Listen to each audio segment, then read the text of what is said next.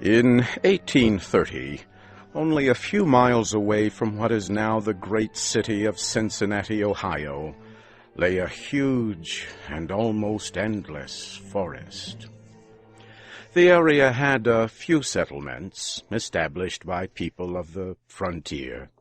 Many of them had already left the area for settlements further to the west, but among those remaining was a man who had been one of the first people to arrive there. He lived alone, in a house of logs, surrounded on all sides by the great forest. He seemed a part of the darkness and silence of the forest, for no one had ever known him to smile or speak an unnecessary word. His simple needs were supplied by selling or trading the skins of wild animals in the town. His little log house had a single door. Directly opposite was a window. The window was boarded up. No one could remember a time when it was not, and no one knew why it had been closed.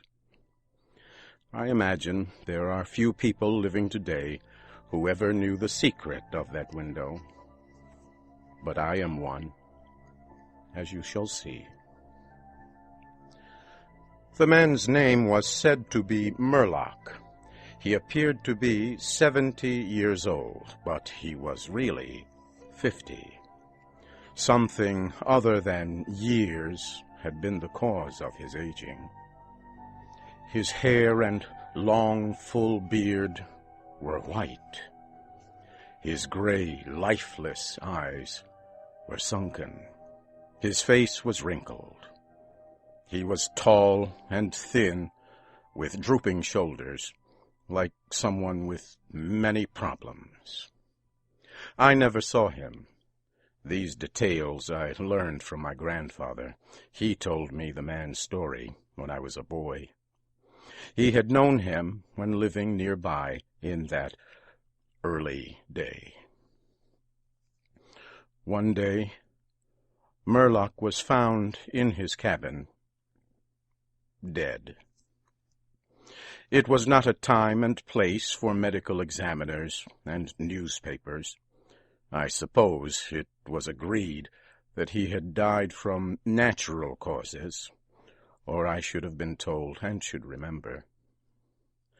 I know only that the body was buried near the cabin, next to the burial place of his wife. She had died so many years before him that local tradition noted very little of her existence. That closes the final part of this true story, except for the incident that followed many years later.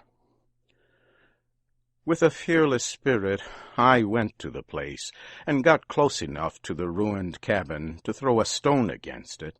I ran away to avoid the ghost which every well-informed boy in the area knew haunted the spot. But there is an earlier part to this story, supplied by my grandfather.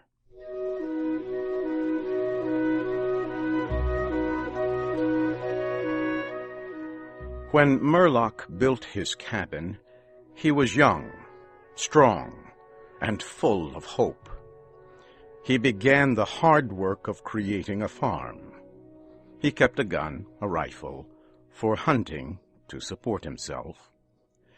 He had married a young woman in all ways worthy of his honest love and loyalty. She shared the dangers of life with a willing spirit and a light heart. There is no known record of her name or details about her. They loved each other and were happy. One day, Murlock returned from hunting in a deep part of the forest. He found his wife sick with fever and confusion. There was no doctor or neighbor within miles. She was in no condition to be left alone while he went to find help. So Murlock tried to take care of his wife and return her to good health. But at the end of the third day, she fell into unconsciousness and died.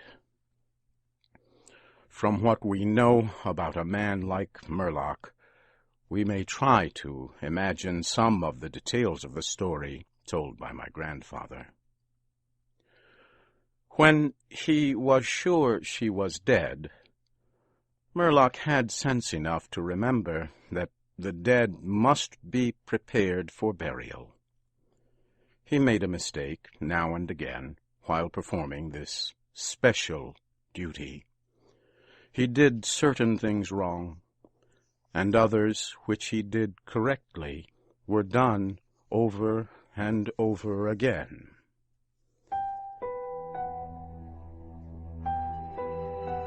He was surprised that he did not cry, surprised and a little ashamed. Surely it is unkind not to cry for the dead. "Tomorrow," he said out loud, "I shall have to make the coffin and dig the grave, and then I shall miss her, when she is no longer in sight. But now, she is dead, of course. But it is all right. It must be all right somehow. Things cannot be as bad as they seem." He stood over the body of his wife in the disappearing light. He fixed the hair and made finishing touches to the rest. He did all of this without thinking, but with care. And still through his mind ran a feeling that all was right, that he should have her again as before, and everything would be explained. Murlock had no experience in deep sadness. His heart could not contain it all. His imagination could not understand it. He did not know he was so hard struck. That knowledge would come later and never leave. Deep sadness is an artist of powers that affects people in different ways. To one it comes like the stroke of an arrow, shocking all the emotions to a sharper life. To another it comes as the blow of a crushing strike. We may believe Murlock to have been affected that way. Soon after he had finished his work, he sank into a chair by the side of the table upon which the body lay. He noted how white his wife's face looked in the deepening darkness. He laid his arms upon the table's edge and dropped his face into them, tearless and very sleepy. At that moment, a long screaming sound came in through the open window. It was like the cry of a lost child in the far deep of the darkening forest, but the man did not move. He heard that unearthly cry upon his failing sense, again and nearer than before. Maybe it was a wild animal, or maybe it was a dream, for Murlock was asleep.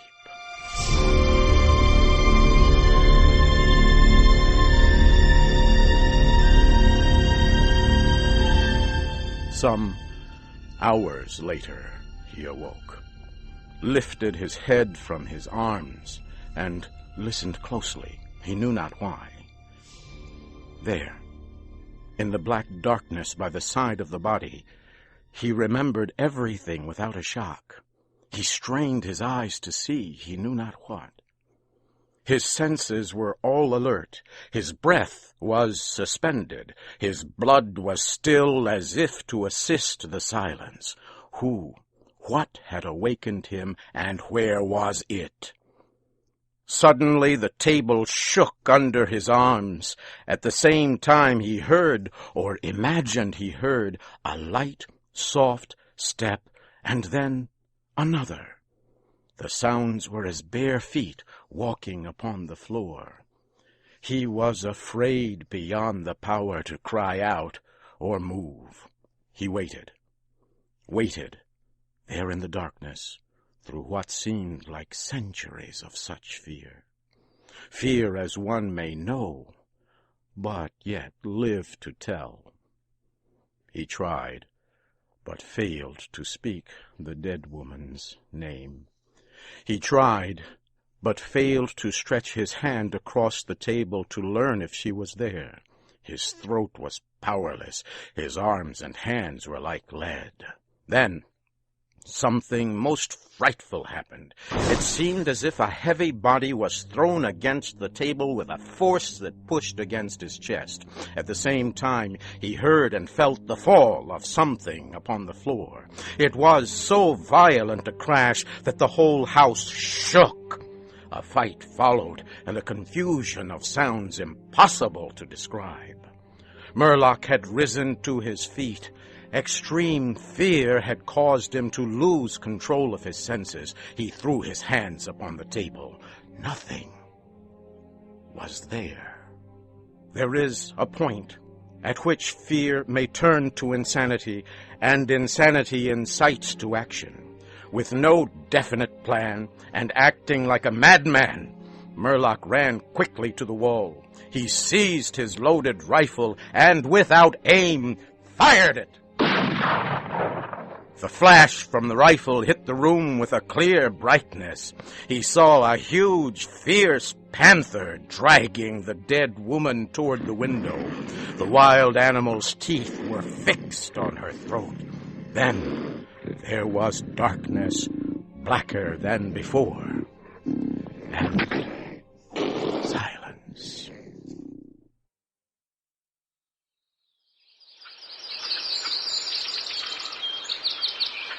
When he returned to consciousness, the sun was high, and the forest was filled with the sounds of singing birds. The body lay near the window, where the animal had left it when frightened away by the light and sound of the rifle. The clothing was ruined. The long hair was in disorder. The arms and legs lay in a careless way, and a pool of blood flowed from the horribly torn throat. The ribbon he had used to tie the wrists was broken. The hands were tightly closed, and between the teeth was a piece of the animal's ear.